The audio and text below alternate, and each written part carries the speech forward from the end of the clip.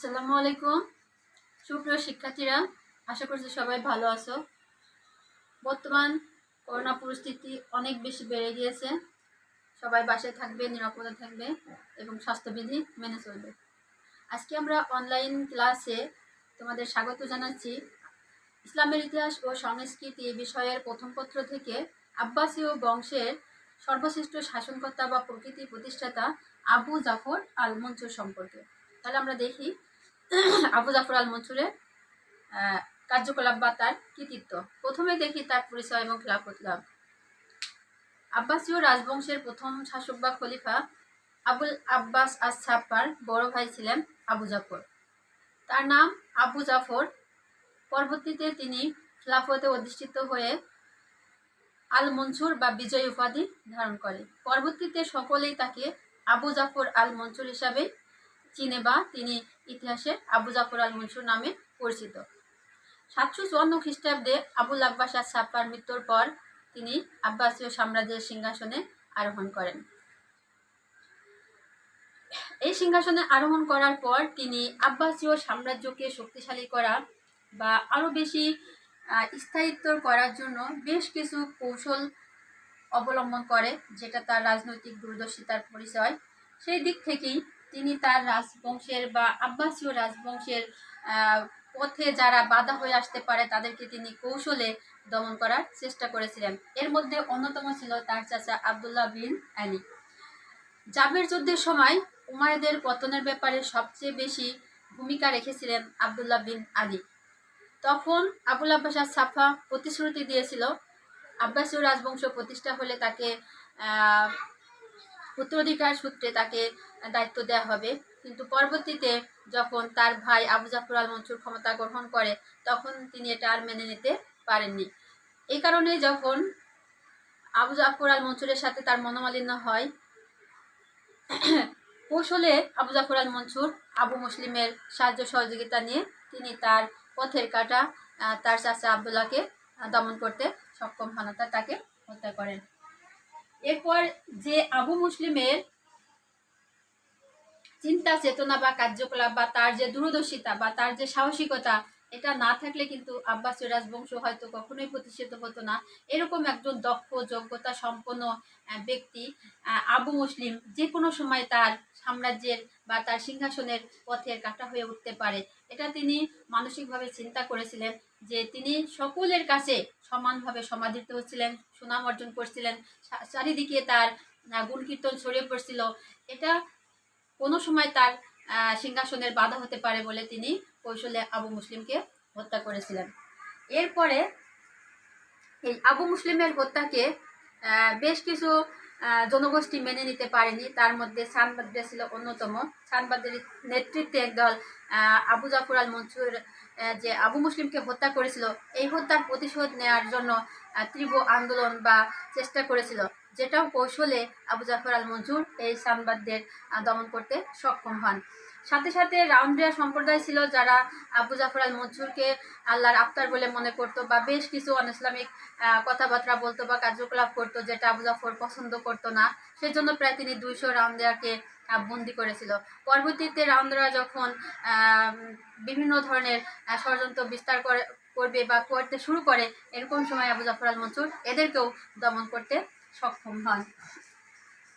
এরপর আবু জাফর আল মনসুর তার সাম্রাজ্যকে নিরাপত্তা প্রদান করার জন্য বা সকলের কাছে সম্মিলিত করার জন্য তিনি চিন্তা করেছিলেন যে আবুল আব্বাসের সময় যে রাজধানী হাসিমিয়াতে ছিল সেটা সাধারণ মানুষের জন্য, আবু জাফরের জন্য নিরাপদ ছিল না।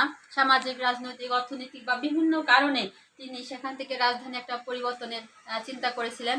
সেই ক্ষেত্রে বাগদাদ ছিল সবচেয়ে যোগ্যতম বা সুন্দরতম একটা জায়গা। বাগদাদ মূলত একটা ছোট গ্রাম ছিল, সেই গ্রামকেই তিনি বেছে নিয়েছিলেন রাজধানী স্থাপন করার জন্য। প্রায় 1 লক্ষ শ্রমিক সহ বেশ কিছু সিরিয়া এবং মেসোপটেমিয়া থেকে অনেক দক্ষ শ্রমিক নিয়োগ করে তিনি এই বাগদাদ নগরীকে একটা রাজধানীর যে মর্যাদা, সুরম্য অট্টালিকা, প্রাসাদ, রাজপ্রাসাদ, ঝর্ণা, ফোয়ারা সব কিছু মিলিয়ে এই বাগদাদ নগরীকে সারা বিশ্বের কাছে একটা অনিন্দ্য সুন্দরতম নগরীতে পরিণত করে, যেটা তিনি রাজধানীতে রূপান্তর করেন, যেটা আবু জাফর আল মনসুরের তার ব্যক্তিগত বা তার রাজনৈতিক জীবনে সবচেয়ে গুরুত্বপূর্ণ স্থাপনা ছিল এই বাগদাদ নগরী প্রতিষ্ঠা করা, অর্থাৎ বাগদাদের রাজধানী পরিবর্তন করা বা তৈরি করা। এরপরে যেটা ছিল দূরদর্শী শাসক ও ন্যায় বিচারক। আবু জাফর আল মনসুর প্রথমে বুঝতে পেরেছেন কোনো না কোনো সময় আব্বাসীয় বংশেরও পতন ঘটতে পারে, যার জন্য তিনি এই বংশকে দীর্ঘস্থায়ী করার জন্য বিভিন্ন ধরনের পদক্ষেপ গ্রহণ করেছিলেন, বিভিন্ন ধরনের বিদ্রোহ দমন করেছিলেন এবং জনগণকে সম্পৃক্ত করে সাধারণ মানুষের জন্য বিভিন্ন ধরনের ন্যায় বা কল্যাণমুখী কার্যকলাপ করে তাদের সন্তুষ্টি অর্জনের চেষ্টা তিনি করেছিলেন। ন্যায় বিচারের একনিষ্ঠ প্রতীক ছিলেন আবু জাফর আল মনসুর, যেটা তিনি নিজেই একজন উৎকৃষ্ট উদাহরণ। 101বার তিনি নিজেই কাজীর সামনে উপস্থিত হয়েছিলেন এবং সেখানে তার দোষ প্রমাণিত হলে তিনি সেই কাজীকে সম্মানিত করেছিলেন, পুরস্কৃত করেছিলেন এবং তিনি তাকে যোগ্য একজন বিচারক বলে ভূষিত করেছিলেন। শান্তি শৃঙ্খলা প্রতিষ্ঠা। আবু জাফর আল মনসুর সাম্রাজ্য শান্তি শৃঙ্খলা প্রতিষ্ঠা করার জন্য সাম্রাজ্যের অভ্যন্তরে বিভিন্ন ধরনের পুলিশ বাহিনী বা গোয়েন্দা বাহিনী সহ সামরিক বাহিনীদেরকে গুরুত্বপূর্ণ দায়িত্ব দিয়েছিলেন সাম্রাজ্যের অভ্যন্তরে এবং বাইরে যাতে কোনো ধরনের বিদ্রোহ বিশৃঙ্খলা অশান্তি সৃষ্টি হতে না পারে সেই দিকে তিনি যথেষ্ট তদারকিও করেছিলেন, যার কারণে দীর্ঘ দিন এই আব্বাসীয় রাজবংশ টিকেছিল এবং বিশ্বের ইতিহাসে সবচেয়ে দীর্ঘ সময়ের রাজবংশ হচ্ছে আব্বাসীয় রাজবংশ। কঠোর কর্তব্যনিষ্ঠা ও পর্যায়তাসী শাসক। আবু জাফর আল মনসুর তিনি তার ব্যক্তিগত জীবনে প্রত্যেকটা কাজ সময় বা নিয়মমাফিক করতেন, কোনো কাজে তিনি কখনো ছাড় দিতেন না। তার প্রত্যেক দিনের কাজের রুটিন ছিল এবং সেই রুটিন মোতাবেক তিনি পরিবারের সাথে দেখাশোনা করা, প্রজাদের সাথে দেখাশোনা করা, তার যে রাজকর্মচারী ছিল তাদের সঙ্গে দেখাশোনা কথাবার্তা বলা বা প্রতিদিনের দৈনন্দিন যে তদারকি সেগুলো তিনি খুব দক্ষতার সাথে কর্তব্যনিষ্ঠার সাথে এই কাজগুলো তিনি সম্পূর্ণ করেছিলেন এবং এই সাথে তিনি একজন পর্যায়তাসী শাসক ছিলেন, যে আব্বাসীয় সাম্রাজ্যের সাধারণ মানুষ যাতে সুখে শান্তিতে বসবাস করতে পারে তার জন্য তাদের সুবিধার জন্য সরাইখানা নির্মাণ করা, রাস্তাঘাট, বিভিন্ন ধরনের জনকল্যাণমূলক স্থাপনা তৈরি করা বা সাধারণ মানুষের সুযোগ সুবিধার জন্য বিভিন্ন ধরনের পন্থা তিনি অবলম্বন করেছিলেন, যেটা তার জনহিতকর কার্যাবলীর মধ্যে অন্যতম বা উল্লেখযোগ্য ছিল। এরপর ছিল জ্ঞান বিজ্ঞানের পৃষ্ঠপোষক। আমরা সকলেই জানি আব্বাসীয় সাম্রাজ্যকে বলা হয় শিক্ষা সংস্কৃতি জ্ঞান বিজ্ঞানের অগ্রদূত এবং এই সময় আবু জাফর আল মনসুরের সময় থেকে কিন্তু এই শিক্ষা সংস্কৃতির জ্ঞান বিজ্ঞানের বীজ বপন করা হয় এবং যেটা পরবর্তীতে হারুন আর রশিদ এবং আল মামুন সেটাকে ফুলে ফলে সুশোভিত করে আব্বাসীয় সাম্রাজ্যকে বিশ্বের দরবারে বিশ্বের ইতিহাসে একটা গুরুত্বপূর্ণ রাজবংশে পরিণত করে। তিনি নিজেও একজন পণ্ডিত ছিলেন, জ্ঞানের বিভিন্ন শাখা চিকিৎসা, সাহিত্য, ইতিহাস, দর্শন, ভূগোল, জ্যোতির্বিদ্যা প্রত্যেকটা ক্ষেত্রেই তার নজরদারি ছিল এবং ব্যাপকভাবে প্রসারের কাজ শুরু করেছিলেন। এছাড়া বিভিন্ন ভাষায় রচিত যে গ্রন্থগুলো ছিল সেগুলো আরবি ভাষায় অনুবাদ করার ব্যবস্থাও তিনি করেছিলেন। অতএব আবু জাফর আল মনসুর তার সাম্রাজ্য বা তার সময় থেকেই শিক্ষা সংস্কৃতি জ্ঞান বিজ্ঞান সারা বিশ্বে ছড়িয়ে পড়তে শুরু করে।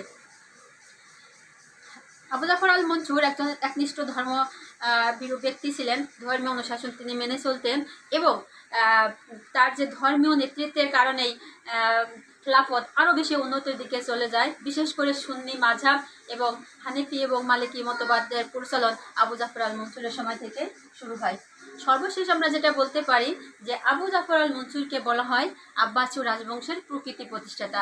তার কারণ হচ্ছে আবুল আব্বাস আস-সাব্বা অল্প সময়ের কারণে তিনি এই সাম্রাজ্যকে সুসংগঠিত করতে পারেনি, যেটা করেছিলেন আবু জাফর আল মনসুর, অর্থাৎ বিদ্রোহদের দমন করা, সাম্রাজ্যের বিভিন্ন রাজ্য জয় করা, শান্তি শৃঙ্খলা প্রতিষ্ঠা করা এবং বিশেষ করে বাগদাদ নগরী বা রাজধানী তৈরি করা সহ তার শিক্ষা সংস্কৃতি জ্ঞান বিজ্ঞান স্থাপত্য শিল্প প্রত্যেকটা ক্ষেত্রে তার যে অবদান ছিল সেই ক্ষেত্রে তিনি তার সাম্রাজ্য আব্বাসীয় বংশকে আরও বেশি শক্তিশালী বা সুদৃঢ় করেন, যার জন্য তাকে আব্বাসীয় বংশের প্রকৃতি শাসক বা প্রকৃতি প্রতিষ্ঠাতা বলা হয়। সুপ্রিয় শিক্ষার্থীরা, আমরা এতক্ষণ আবু জাফর আল মনসুর সম্পর্কে খুব সংক্ষিপ্ত আকারে জানলাম। আসলে আবু জাফর সম্পর্কে কিন্তু আরও অনেক ব্যাপক বা বিস্তারিত আছে, যেটা তোমরা পাঠ্য বই থেকে আশা করছি আরও বেশি বিস্তারিত জানবে। সবাইকে ধন্যবাদ, সবাই ভালো থেকো, সুস্থ থেকো, আল্লাহ হাফেজ।